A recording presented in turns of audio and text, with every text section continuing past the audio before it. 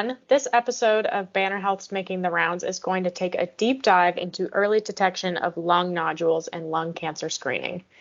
Thank you for tuning into this very informative episode. I am your host, Caitlin, and with me today are two lead physicians within the Lung Nodule Surveillance and Diagnostics program at Benner MD Anderson Cancer Center at North Colorado Medical Center.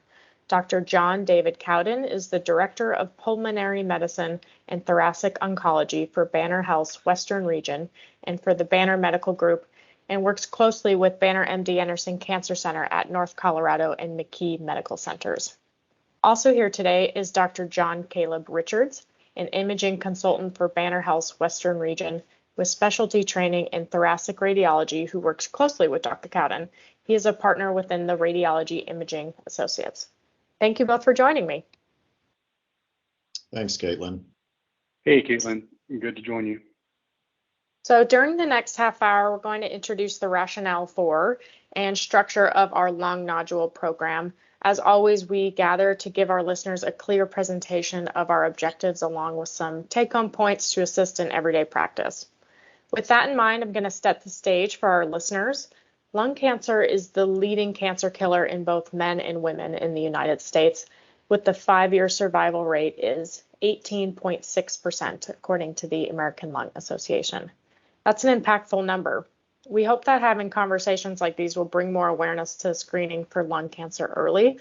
Another statistic shares that only 16% of lung cancer cases are diagnosed at an early stage. Yeah, geez, really good to be here today, and thanks for everybody joining us. Those statistics are undeniably impressive and capture our attention. They explain why we are here with recent momentum in advocating for lung cancer awareness. So let me add a few more statistics to those already stated. Yes, lung cancer is the number one cause of cancer-related mortality, with more deaths than colon, breast, and prostate combined.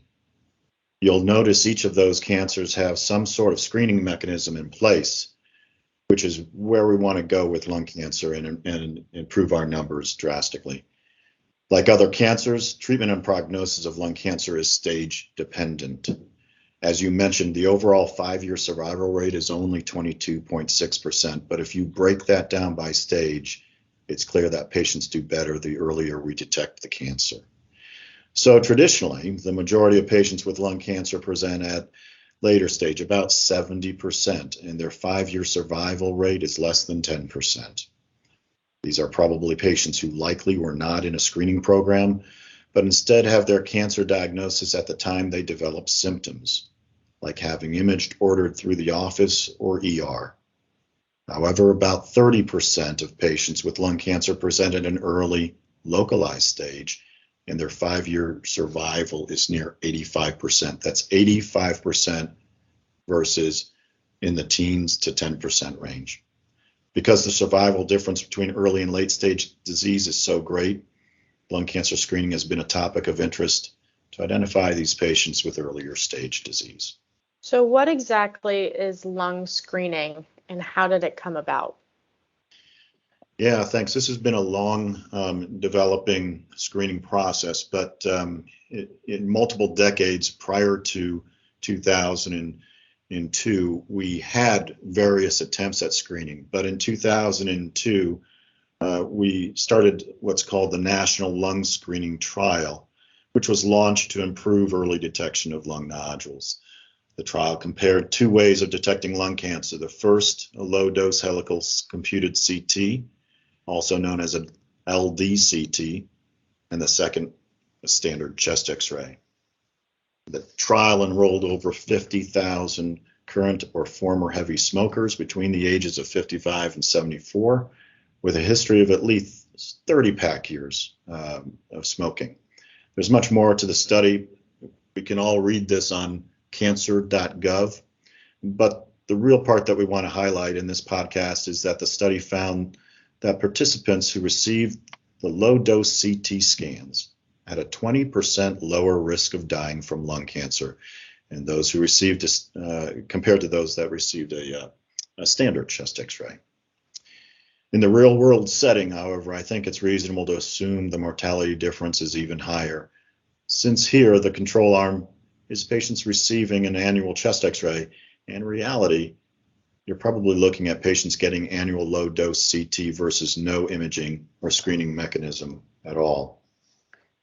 This study then inspired recommendations in 2013 from the USPSTF and in 2015 CMS guidelines for lung screening.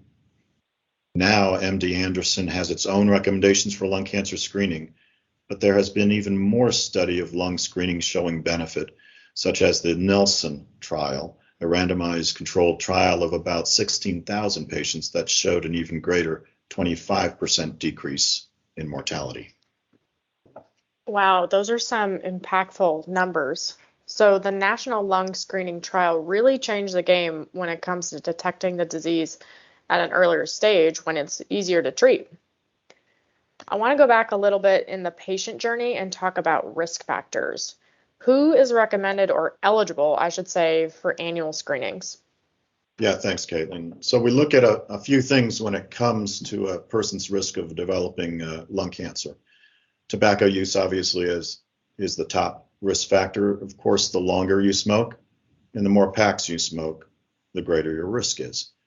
Current smokers or smokers who quit within the last 15 years who have a 20-pack year history, that is 1 pack a day for 20 years or the equivalent, are at a high risk of developing lung cancer. We are looking at people between the ages of 50. Currently, the screening rate uptake has been pretty low. So since the CMS has come out with their current guidelines in 2015, we've been able to study how many persons that are actually eligible for screening go through and get it. And the American Lung Association puts out statistics on this sort of thing, and the national uptake is pretty poor. So of all the persons that are eligible for lung cancer screening, only about 5.7% have actually gotten screened, and that's nationally. You can break that down by state, and regionally here in Colorado, that number's even lower, somewhere around 3.5%. So we're missing out on a lot of patients that could really benefit from this program. And it's estimated that about 40,000 lives or 48,000 lives could be saved if everyone that was eligible for screening actually got it. So it sort of brings up some interesting questions on why the uptake has been so low. And I think there's a couple factors. One, this is a new type of screening program.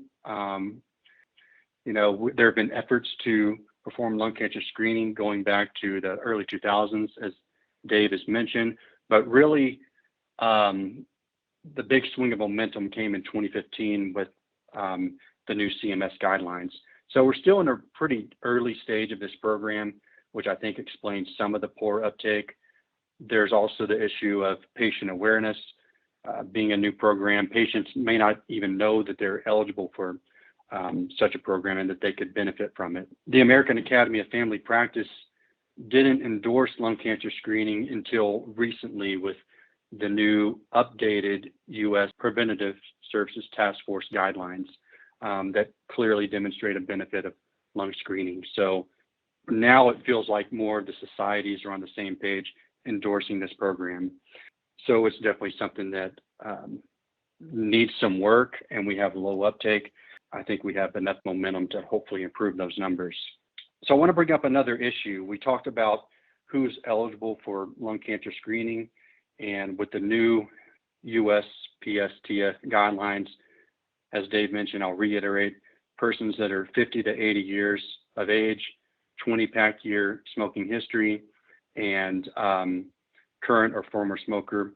If former, they've quit within the past 15 years. If you look at what the CMS guidelines are from 2015, it's a little bit more of a constricted criteria, meaning that it's patients 55 to 77 years of age, and they require a higher degree of smoking exposure or a 30-pack year smoking history exposure. What we learned is that with that range, we were really missing out on some persons that could benefit from screening. So specifically, African Americans.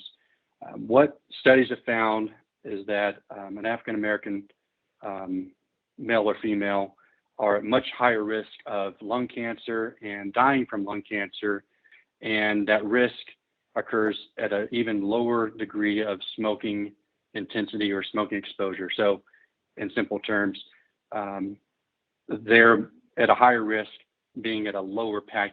So the hope is and the studies have shown, with the new USPSTF guidelines, we'll capture more African Americans that are at higher risk and hopefully provide benefit to them and catch their lung cancer at an early stage. So lastly, I want to talk about some of the other risks for lung cancer. Right now, smoking is the number one risk, and that's what we base who's eligible for screening on. As you know, and may be aware of, that's not the only thing that places a person at risk for lung cancer. There's family history, substances they may have been exposed to through occupation, like asbestos or radon. And there are calculators that you can do to assess someone's risk that takes into account all of these other factors, but we're not quite there yet using that to determine who is eligible for screening. We're probably a bit ways away. And we think with using the main risk factor, which is smoking, their PAC-year history and what their smoking status is, that'll be the most easily to widely implement lung cancer screening.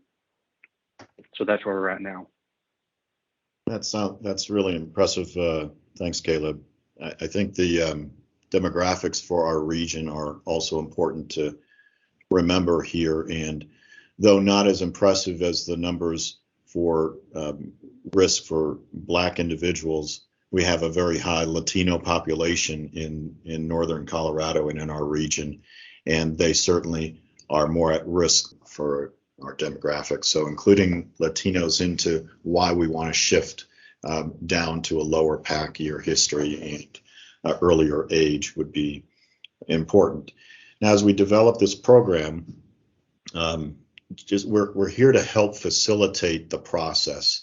And so if there are any questions in how somebody is kind of screened and what we want to be able to document, it's important to remember some of the CMS guidelines for appropriate coverage for the program, and that is what's called shared decision making. When we meet with a patient, we want to ensure that we're bringing the patient into the discussion for these various programs, the risks, what we're doing, and also include in that the fact that we want to really target smoking cessation. So when we meet with our patients in clinic one-on-one, not necessarily just in the program if they're referred into the program for that, but also in your own offices, the shared decision making needs to be documented, that we discussed with the patient the screening process, that we discussed smoking cessation, that we discussed the minor risks of proceeding forward, and the fact that what we want to do is actually have a yearly annual low dose screening CT scan as part of the program to ensure that we are on mark for our next risk assessment for lung cancer. So it's not just a one-time low dose CT scan. Part of the program means there's follow-up. And so documenting that conversation as occurring, it is a requirement for the annual screening program. That's an important part. So anyway, Caleb, low dose radiation exposure or low dose screening, how does that relate to a diagnostic CT? We certainly hear a common set of questions coming from patients or other physicians, and that is what that radiation exposure is. And in your experience and what you do, how can we help providers answer those types of questions for patients? Yeah, and this concern or fear of radiation with diagnostic imaging is something that comes up anytime we do a radiology test, and I imagine it's something that'll come up in your shared decision-making visit in determining whether a patient wants to proceed with lung screening. And I think we're both on the same page that we clearly think that going through a lung screening program is far outweighs any theoretical risk of radiation exposure. And I think that's probably the first place to start, is to give the risk-benefit discussion of the more immediate risk of a lung cancer. And if you don't go through with lung screening, you could potentially miss that in an early treatable stage versus a theoretical risk of low dose radiation, especially in someone who's, in an older stage of their life. We're looking at screening persons that are 50 to 80. So that's a start, but also I think you have to look at the tremendous strides that we've made in reducing our radiation exposure on these low dose lung cancer screening CTs. And I think we were able to really lower those because we're really focused on the lung parenchyma and nodules. So we've been able to get away with super low levels of radiation. So I'll throw some numbers at you. The way we would measure the radiation is a unit called a sievert or a millisievert. That's a way to approximate the effective radiation dose. And looking at a couple radiology tests, an X-ray is 0.1 millisieverts. A standard CT chest is 7 millisieverts, and a low-dose CT is 1.5 millisieverts. So one way to look at this is our low-dose CT, the level of radiation is a little under a fourth of our normal CT chest. If you look at it to an equivalent of X-rays, it's about 10 to 15 X-rays. And another way to look at it is some of our other CTs we do, like a CT abdomen pelvis without and with intravenous contrast. That's 20 millisieverts. So we're looking at about 5%. A low-dose CT chest is 5% of the level of radiation of some of these other commonly performed radiology tests. I think the last way that you could explain it is sort of emphasizing the patients or educating them that radiation isn't just something that we get from these diagnostic tests. There's background radiation that we're exposed to in our everyday lives. And in Colorado, being at an elevation, we're exposed to an even higher level than the rest of the country. Going on a plane flight to elevation, you're exposed to a bit more radiation. So I think it's probably reassuring to patients to hear that you're exposed to radiation in your everyday life. So it's maybe not something new that you're getting radiation from a diagnostic test, albeit it's a bit more than you would get in background. You can also approximate what a radiology test is to like a duration of time that they're exposed to background radiation. So for example, a low dose CT of 1.5 millisieverts is comparable to the background radiation you'd get in 6 months' time. That doesn't sound as good. So maybe that's not the best way to explain it to a patient, and maybe emphasizing how much less it is than a standard CT chest is better. But I think at least explaining to them that there's background radiation and emphasizing how much less the radiation is than a diagnostic CT are things that could reassure a patient.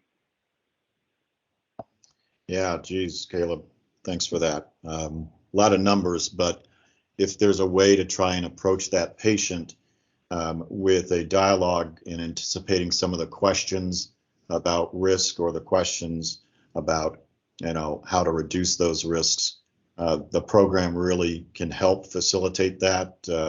Other means or comparisons for how other screening programs might have some risk in comparison. I've always tried to do that, especially with regard to breast cancer, and realizing our most successful issues have surrounded breast cancer. That program being solidified and accepted, then realizing that lung cancer really reduces that risk by 20% versus say 16% for successful mammogram programs is a nice way to put things together in other accepted screening programs. But the benefits of early detection and finding a lung nodule while it's still treatable, the benefits are quite large and impressive. Now, if a patient's screening does show a lung nodule, we have a scoring system that determines the next course of action. And in reality, we look at both the screening programs and then also just incidental findings. So we've been dealing with incidental nodules for quite some time. And when we find that incidental nodule, say, for somebody who presents to the ED or gets a CT scan for other reasons, we generally follow what are called Fleischner Society guidelines from 2017. And we'll bring patients into the program if they've got a concerning nodule of greater than or equal to, say, 8 millimeters, or other concerning characteristics that are found. So understand that we have, for our region, tried to capture patients of concern. We may contact your various offices individually, personally, and say, listen, we've got a concerning nodule. Can we bring that patient in for full assessment? But if we are actually participating in the screening program, we use a slightly different set of characteristics because by default, these patients are at high risk for lung cancer. So they're going through the program already by meeting criteria. And following the basis of our National Lung Screening Trial, we follow reading and radiology reports through what's called the lung RADS assessment. And so there are 4 general categories, 4 different levels. There's the negative lung CT. We'll follow up in a year. There's lung RADS, what we call category 2, that will have a general benign appearance and felt to be less than 1% chance of having a malignancy there. We'll also defer those for general follow-up, okay? But anything above a lung RADS 2, so a lung RADS category 3 and above, will propose further follow-up and evaluation.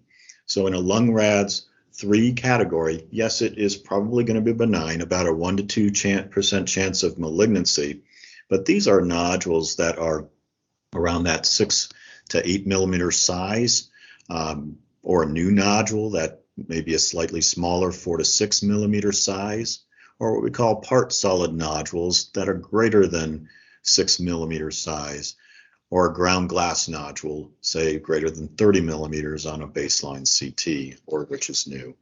A lung RADS 3, again, a low chance of malignancy, but much more concerning than kind of the first 2 categories, enough to say we should at least evaluate that patient and have a plan for proceeding. And part of that plan takes into account the patient's own personal preferences, their emotional concerns.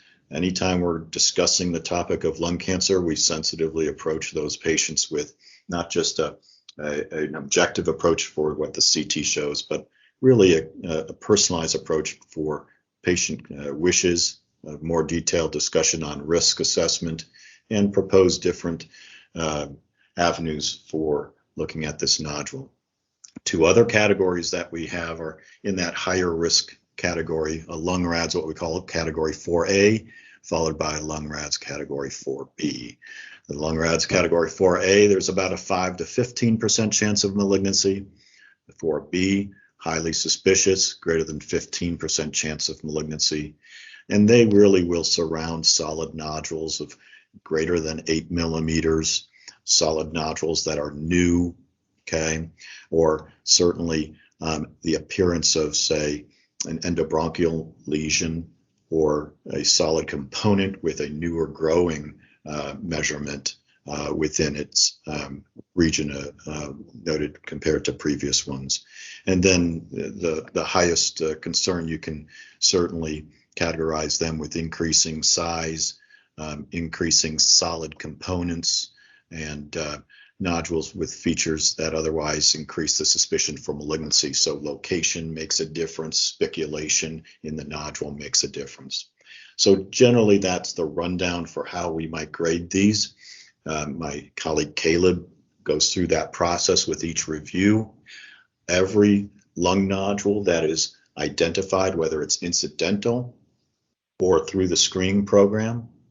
We bring those patients to a general conference for weekly review, and we review the nodules together as a team.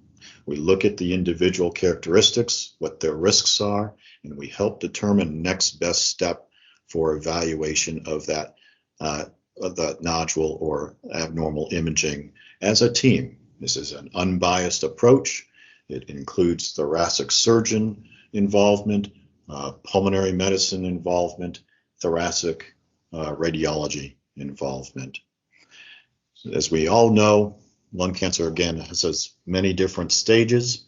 4 general stages for lung cancer. We've got the fairly early cancer stage for non-small cell, starting with just abnormal cells in situ that may evolve into cancer, up and through including stage 4, where the cancer has spread to both lungs outside of a very regional part. We categorize small cell cancer into 2 stages. There's the limited stage, and there's extensive stage beyond a certain region outside of a radiation field. Based on the score, again, all of these patients will be funneled into Banner MD Anderson at North Colorado and McKee Medical Center, both for the multidisciplinary clinic assessment and, again, as stated, for our lung nodule review. So all of these patients will have a thorough, comprehensive evaluation prior to diagnosis, and if diagnosis occurs with cancer in mind, we'll bring them efficiently and immediately into our cancer treatment arms. Anything on that, Caleb? Yeah, I think it's super exciting how we've developed the lung nodule conference. I'm really enthused by where lung cancer screening is going, and hopefully helping getting more patients into screen and detecting early lung cancer. But I think the development of this lung nodule conference is going to be a big positive to our program. And I think we can both speak from experience that prior to this sort of conference, that we're really susceptible to having a patient that has a positive nodule that falls through the cracks. That's not common, but it can and has happened. And the benefit of this conference is that it adds another layer of sort of a safety net to bringing in all the patients that have had a positive nodule. They're put on a screen and evaluated by pulmonologists and surgeons. We have a consensus reached on what to do next. We relay that back to the clinician. We have a nurse navigator that sort of helps us there too. So I think it just really strengthens our program and completely eliminates the risk of having patients fall through the cracks. So our team is here to also help facilitate the process for any of your patients. Again, Dr. Richards and I are part of that team in our various specialty fields. We have 2 exceptional thoracic surgeons that we work closely with. Dr. Jason Chang and Dr. Dwight Slater are thoracic surgical oncology surgeons that work in this field. We work closely with our nurse navigator and our nurse practitioner who helps run our lung nodule clinic, so that we can rapidly, quickly, and efficiently take in your patient, alleviate stress and anxiety of the time component. We'd like to get them in within 48 to 72 hours of initial diagnosis. And again, we're meeting every week to review in an unbiased fashion. The strength of unbiased and professional assessment is key. We dialogue, we work together very well, and we should be able to return very quickly communication to your office and hold a patient in our arms until we get a full, thorough understanding of what is occurring with the lung nodule in front of us. So our program is off the ground. Again, yes, I am really excited about it too, Caleb. I love working with you. I think we've got a really good team, and I think our impact for how we take care of lung cancer together is going to change outcomes in this region drastically. I really love hearing the collaborative care between you guys. And I want to thank you both for taking the time to share more about early detection of lung nodules and how providers can speak with their high-risk patients about that importance of screening. Thanks, Caitlin. It's been a good half Thanks, hour. Caitlin. Yeah. If you smoke or have a patient that smokes, there is help to quit. Speak with your patients or your doctor, or call a quit hotline. You can learn more about Banner MD Anderson Cancer Center and lung cancer screening by visiting bannerhealth.com/services/cancer.